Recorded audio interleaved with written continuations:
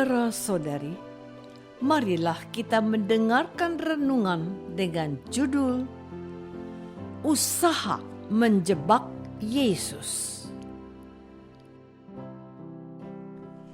yang berdasarkan pada Injil Lukas bab 11 ayat 53b dan 54. Ahli-ahli Taurat dan orang-orang Farisi terus-menerus mengintai dan membanjirinya dengan rupa-rupa soal.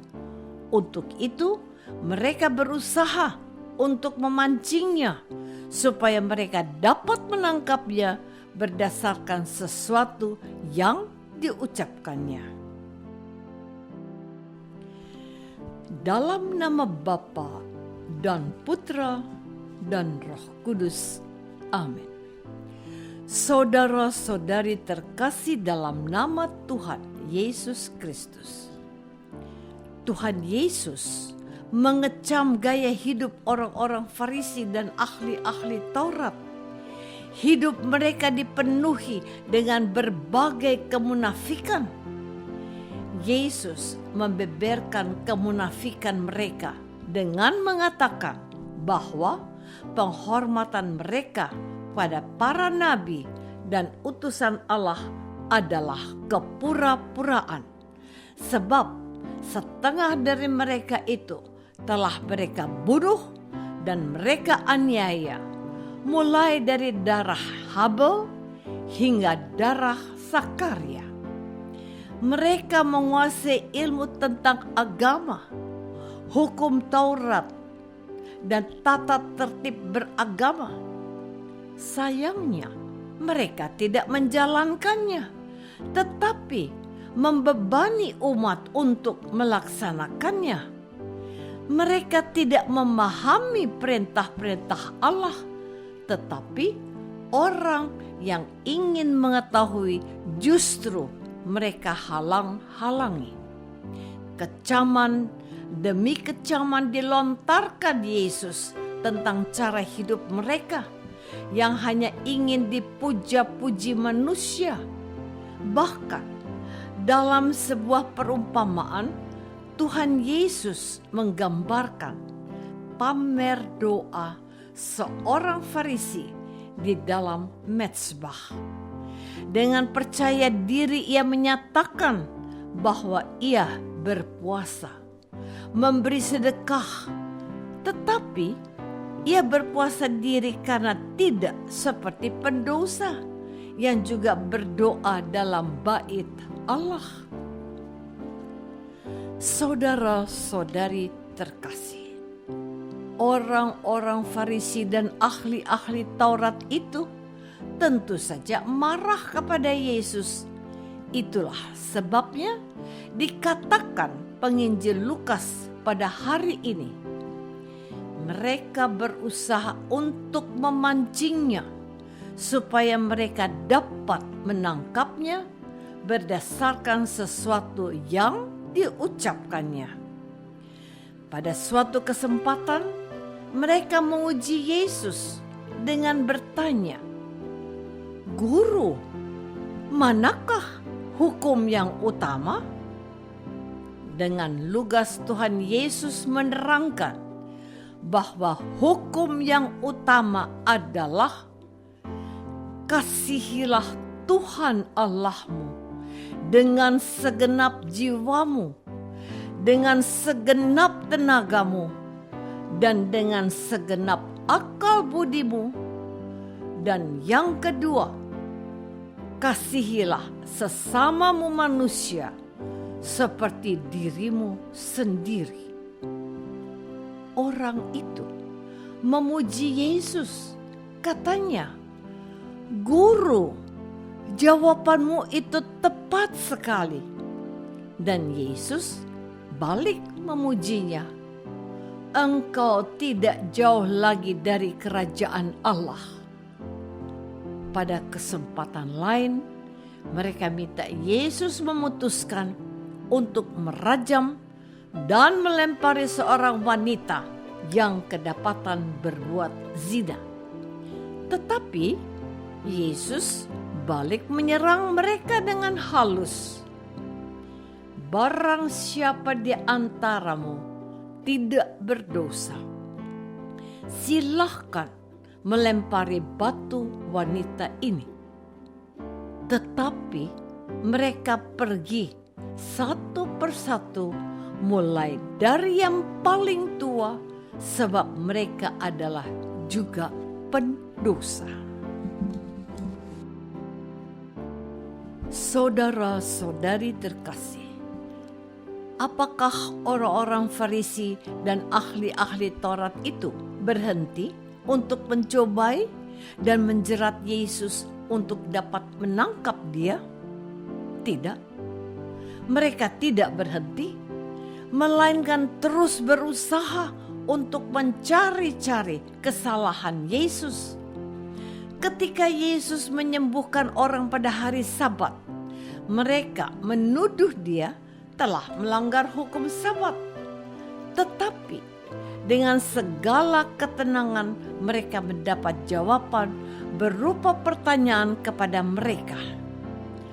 Aku berkata kepadamu, manakah yang diperbolehkan pada hari Sabat?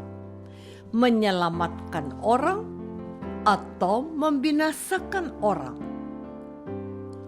Orang-orang Farisi itu tidak berkutik dan tidak punya jawabannya, dan mereka pergi meninggalkan dia sebab mereka juga takut kepada orang banyak yang mengagumi Yesus.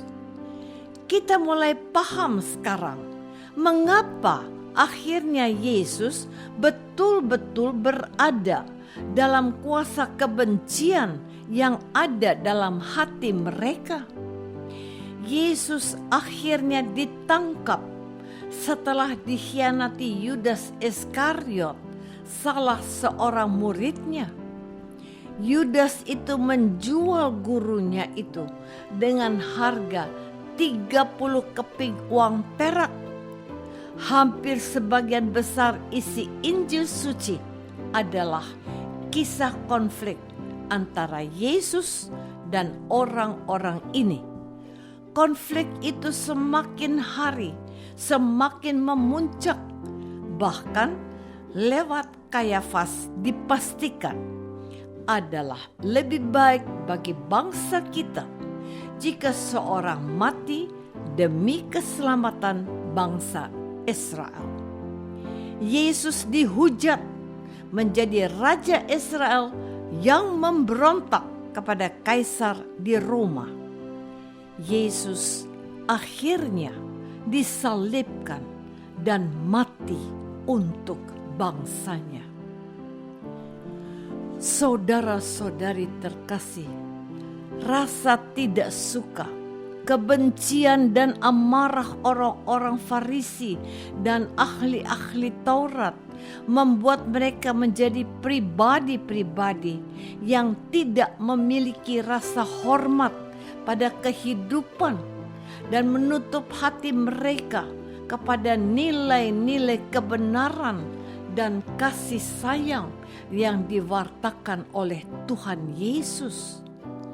Bahkan mereka ini tidak siap menerima teguran karena kesesatan mereka dalam menanggapi seruan Allah sendiri.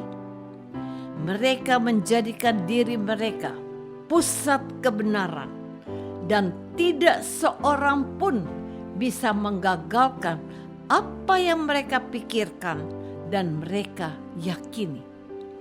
Yesus dianggap sebagai sosok baru yang mengacak-acak kemampanan yang sudah mereka usaha bangun. Orang ini membuat mereka kehilangan peran dan wibawa mereka sebagai tokoh dan pemuka agama Yahudi. Mereka tidak peduli akan apa yang ditawarkan oleh Yesus. Yang mereka tahu, Yesus mengacaukan tatanan yang sudah ada. Mereka berusaha menjebak Yesus.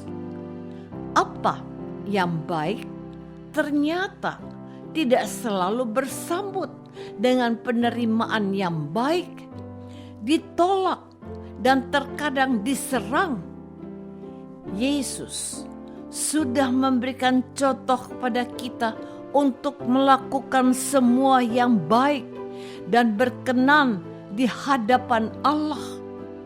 Sebagai pengikut Tuhan Yesus, kita tidak boleh mundur untuk menegakkan kebenaran dan mengusahakan kebaikan umum. Tetaplah setia menjadi garam dan terang dunia. Apakah aku tetap mengusahakan kebaikan dan mengupayakan keadilan setiap hari? Marilah kita berdoa. Bapa yang Maha Baik, Putramu, Tuhan kami Yesus Kristus telah memperjuangkan apa yang baik dan benar dalam hidup. Bantulah kami juga untuk setia melakukan hal-hal yang baik dan benar seperti Yesus Kristus, Tuhan dan pengantara kami. Amin. Semoga kita semua selalu dinaungi dan dibimbing oleh berkat Allah yang Maha Kuasa. Dalam nama Bapa dan Putra dan Roh Kudus. Amin.